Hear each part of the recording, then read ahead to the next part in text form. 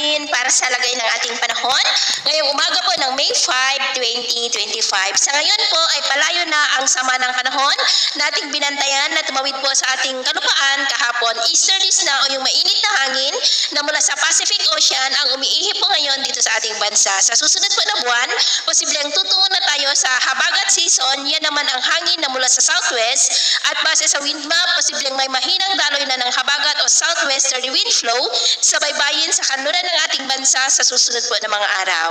At sa ating long range forecast, wala pa naman pong bagyo na namamataan na tatawid sa ating kalupaan for the next 2 weeks, pero hindi pa rin inaalis ang posibilidad na may sama ng panahon muli na mabubuo sa silangan ng ating bansa sa susunod na mga araw, at ang development po ng mga yan ang ating babantayan. At sa lagay ng ating panahon, ngayong madaling araw ay maayos ang panahon sa malaking bahagi ng ating bansa, pero may tsansa pa rin ng mga isolated rain sa ilang bahagi ng Aurora, Quezon, Bulacan, kanluran ng Central Luzon, ilang bahagi ng Metro Manila, Bicol Region, Samar Provinces, Leyte, Silangan ng Bohol, Bogos sa may Cebu, Cadiz, Escalante, Ajuy, Estancia, Surigao del Sur, Northern Mindanao at Davao.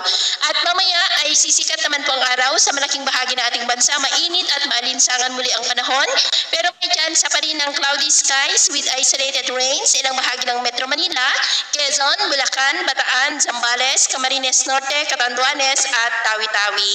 At mamayang hapon, maraming lugar ulit ang makakaranas ng cloudy skies with isolated rains. Kaya kung lalabas tayo sa ating mga tahanan, ugaliin naman po natin lagi ang magdala ng kahit anong panangga natin sa init ng araw at proteksyon na rin po sa mga biglaang buhos ng ulan.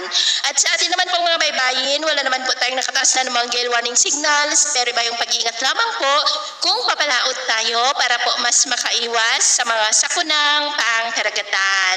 So ito lang latest update natin sa araw na ito. At pumili si James na nagsasabing sa kahit na pagsubok po na darating sa ating buhay, huwag na huwag po tayong mawawalan ng